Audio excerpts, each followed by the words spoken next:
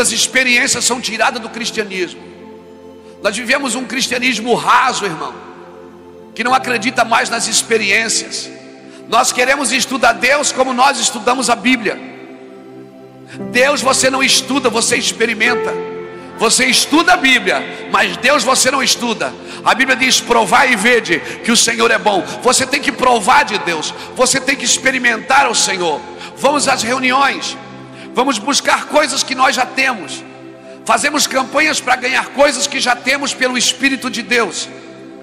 Vamos para a fila das bênçãos, quando o Senhor diz em Efésios 1:3 que Ele me abençoou com toda sorte de bênção existentes nas regiões celestiais em Cristo Jesus. Versículo 4: e me elegeu nele antes da fundação do mundo, para que eu fosse santo e irrepreensível diante dele em amor. Sabe o que eu aprendo aqui? Que Deus me abençoou com toda sorte de bênção, artigo definido, fato consumado. Então não são dias de estar na fila da bênção, são dias de estar na fila do propósito de Deus. Amém, querido? Aleluia. Agora, enquanto eu for para a reunião e eu não tiver uma consciência da presença, eu não terei uma conduta de santificação. Enquanto eu tratar Deus na terceira pessoa, enquanto eu tratar como se Ele não estivesse presente. Às vezes nós vamos na reunião e dissemos assim: Reuel, canta aquela música para a gente entrar na presença de Deus. Ei, você só precisa entrar no lugar se você saiu dele. Se você não saiu, você não precisa entrar em lugar nenhum. Aleluia. A vida com Deus é uma constante. É claro, tem hora que as visitações são maiores. Eu estava em Araçatuba hoje de manhã e foi sobrenatural. Nós conseguimos pregar uma meia hora, porque veio uma onda e nos derrubou. E é muito bom estar no lugar onde Deus está, porque é um lugar onde Deus está, a gente não precisa fazer nada. A pior coisa que tem para um pregador é quando Deus não vai no culto dele. Então ele tem que ficar inventando moda, tem que ficar contando história, tem que ficar inventando coisas para que as pessoas fiquem ali prestando atenção. Ei, o que nós precisamos é de um avivamento. Nós precisamos construir um altar para que o fogo venha. O fogo não arde sem o altar. Por isso, sem o altar, o fogo é um fogo confuso. Nós estávamos nos Estados Unidos em junho, e é muito comum nos Estados Unidos pegar fogo na Califórnia, no Arizona, no Texas, nessas regiões mais quentes e secas. É muito comum os incêndios avassaladores avançar nas florestas e pegar fogo. Você já viu na internet, já viu nos telejornais? O fogo vem e vai derrubando tudo.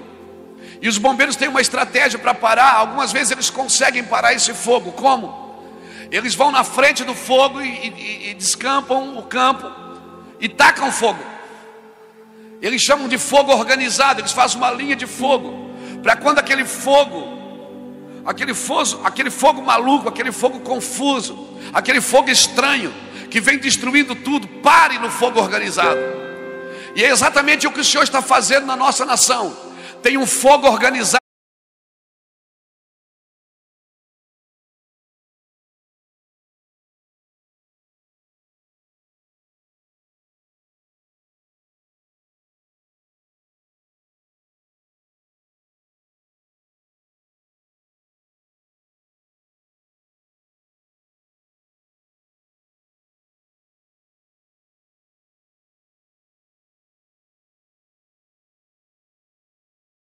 Irmão, que está derrubando o fogo confuso, está parando esse fogo confuso, esse fogo estranho, vai parar num fogo organizado.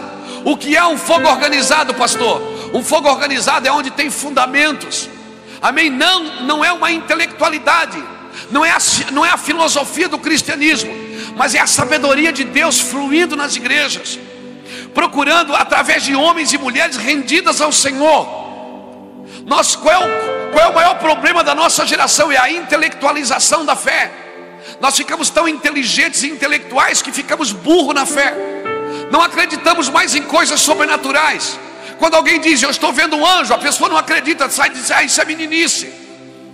Não acreditamos mais nas teofanias, não acreditamos mais nos milagres. É como se Deus tivesse que dar explicação do que Ele está fazendo. Ei, Jesus não é um leão de circo que nasceu para divertir pessoas. Ele é o leão da tribo de Judá, querido. Ele não tem que dar explicações do que ele está fazendo. O Senhor não tem que dar explicação do que ele está fazendo, aleluia. Então esse filosofismo do cristianismo, irmão, a nossa teologia tem mais de Platão, de Sócrates, do que de Abraão, Isaac e Jacó. Tem mais autoajuda do que ajuda do alto. Tem mais frases de efeito do que profecias. E isso está acabando. Por quê? Porque o Senhor nos conectou de novo. Eu não sei quanto a você, mas eu tenho andado no Brasil. Nós temos andado. Temos estado com muitos pastores que não têm explicação para o que está acontecendo. E não tem mesmo. Porque isso você não consegue explicar. Porque se você consegue explicar, já não é Deus quem está fazendo, é você quem está fazendo. O crescimento da igreja, o avanço da igreja, o desenvolvimento da igreja, você nunca vai conseguir explicar. Amém, querido? Não é você quem faz a igreja crescer. Por isso que estratégias de crescimento, elas duram no máximo 10 anos. A cada 10 anos vem uma estratégia nova. O Senhor é contra a estratégia? Claro que não. Desde que ela não substitua a essência.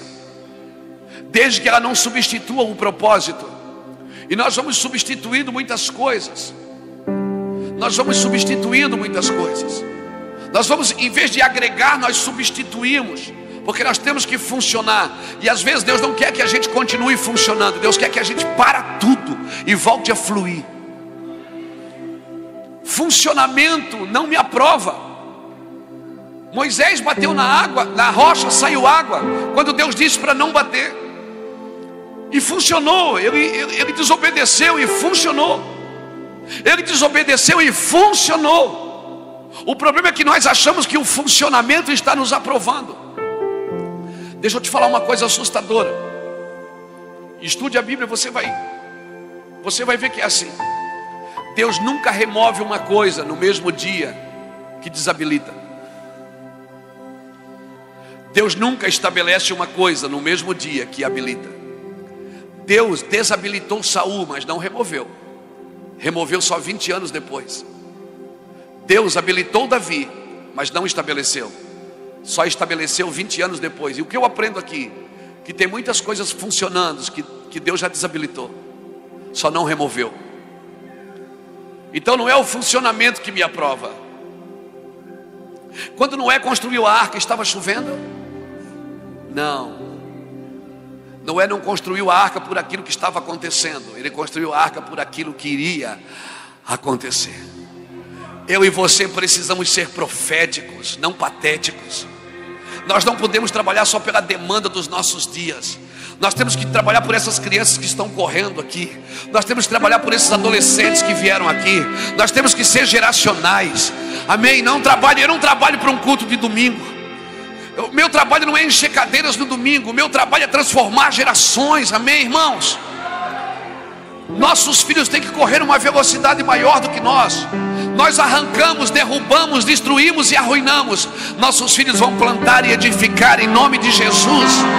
Eu quero declarar, Brasil, teus filhos nunca mais serão envergonhados.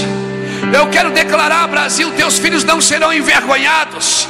Sim, arma forjada contra ti, nação brasileira, não prosperará. Em nome de Jesus. Declaramos isso para a glória de Jesus. Ei. Eu sinto um rio aqui. É muito bom pregar num rio. Deus está remindo os lugares. Irmão, eu não saio da minha casa para pregar, porque eu já estou pregando na internet e as pessoas já estão recebendo. Quando saímos de um lugar para o outro é para remir. É para remir. Por que você acha que Jesus foi confundido com um jardineiro quando ressuscitou? Porque Adão era jardineiro. Ele estava remindo o cultivo. Por que você acha que ele sangrou primeiro no jardim para depois sangrar na cruz? Porque Adão perdeu o jardim. Ele estava dizendo: eu vou devolver o jardim para vocês. Eu vou devolver o ambiente onde a minha glória é intensa. Eu vou devolver o ambiente onde você conversa comigo. Adão perdeu o ambiente, mas Jesus nos devolveu o ambiente. Jesus é o remidor, por onde ele passa ele reme. Ele vai remir, ele não vai só pregar. Jesus não só pregou, ele remiu por todos os ambientes que ele passou. São dias de remidores. Amém, irmãos? Então não saia da sua casa só para ir lá, vou lá dar uma palavrinha. Não, nem sai você para dar uma palavrinha. Não abra a sua igreja no domingo para dar uma palavrinha. Pregue como se fosse a última vez da sua vida. Seja intenso. Seja intenso. Sangue nos olhos. As pessoas, quando elas te ouvirem, elas têm que desejar o que você carrega. Sim. Seja intenso. Não podemos mais viver um cristianismo raso. Amém, querido? Pastor, mas eu sou sozinho, é só eu que penso assim. Ei, a necessidade da maioria sempre vai se servir da fé da minoria. A necessidade da maioria sempre vive em prol da fé de quem acredita. Na multiplicação dos pães, tinha 5.000 para comer, 12 para servir e 1 para ofertar. Sim, mas um que ofertou conseguiu alimentar 5.000. Deus não precisa de muita gente com fé. Ele precisa de 2 ou 3 reunidos em seu nome, ao redor do Cristo vivo. Ao redor do Cristo vivo. Não ao redor de uma denominação, não ao redor de um pregador. A denominação eu faço crescer, mas o reino não. O reino eu nunca vou conseguir fazer crescer. Marcos 4:26 diz que o reino dos céus é semelhante a um homem que lança a semente na terra e vai dormir. Quando ele acorda, não sabendo ele como, porque a terra por si mesmo frutifica, primeiro a erva, depois a espiga e por último o grão cheio na espiga. Nós conseguimos fazer as denominações crescerem, mas o reino não. O reino cresce quando você não está funcionando. Eu estava estudando sobre o GH, o hormônio do crescimento, e eu descobri uma coisa interessante. O GH, ele tem o seu ápice de crescimento das 11h30 da noite às 2h30 da manhã, quando a terra está mais escura, no meio das trevas. É que o GH, o hormônio do crescimento, desenvolve com mais aptidão. Sabe o que eu aprendo aqui? São nos dias de trevas que você está crescendo por dentro e não está vendo.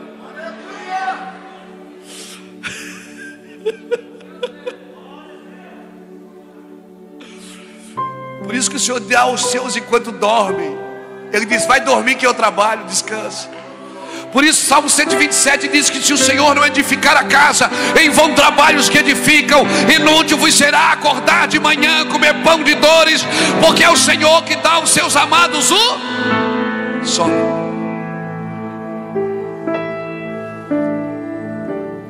O reino dos céus é semelhante a um homem que lança a semente e vai dormir.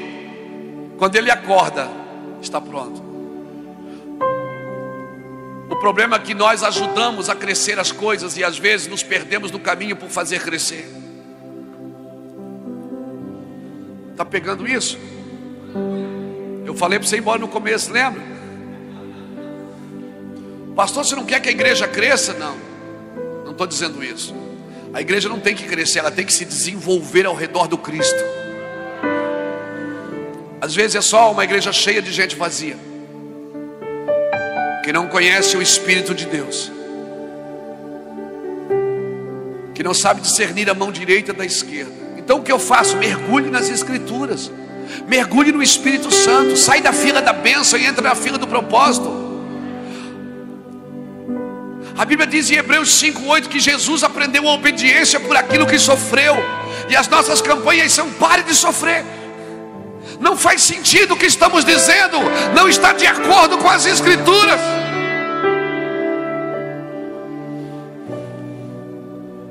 As nossas perguntas é: quem veio buscar a sua vitória? Quem veio buscar a sua bênção? Ei, acorda!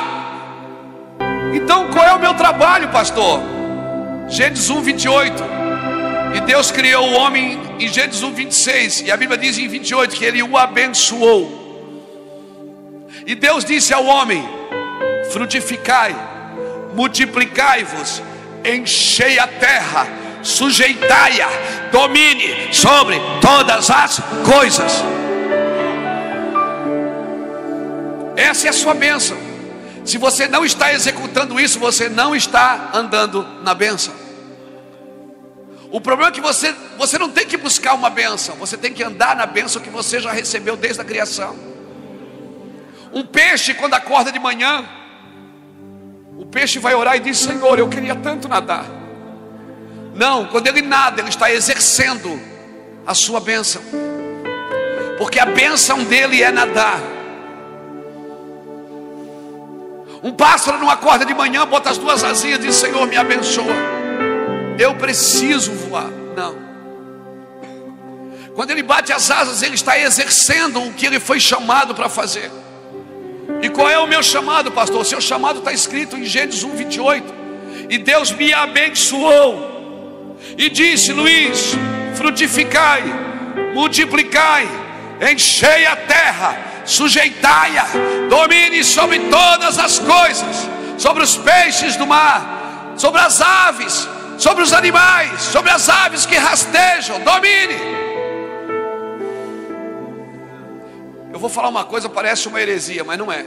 Salvação foi o plano B, nunca foi o plano A. Deus não criou Adão e disse: Adão, eu vou te salvar. Não, ele disse: Adão, domine. Quando Adão cai, Jesus então vem salvar para reposicionar. Jesus não veio começar uma igreja sem propósito. Jesus não veio desconectar da criação. Ele disse: eu vim cumprir a vontade do meu Pai. Eu vim fazer o que o meu Pai queria. O homem se perdeu o domínio. Eu quero devolver para você o domínio. Mas a Bíblia diz: domine sobre todas as. A gente quer dominar sobre pessoas.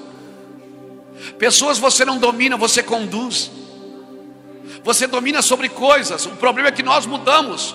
Fizemos um trocadilho e dominamos as pessoas e conduzimos as coisas. E vamos perdendo a sabedoria divina. Irmãos, Deus nos criou para isso. Amém. Glória a Deus.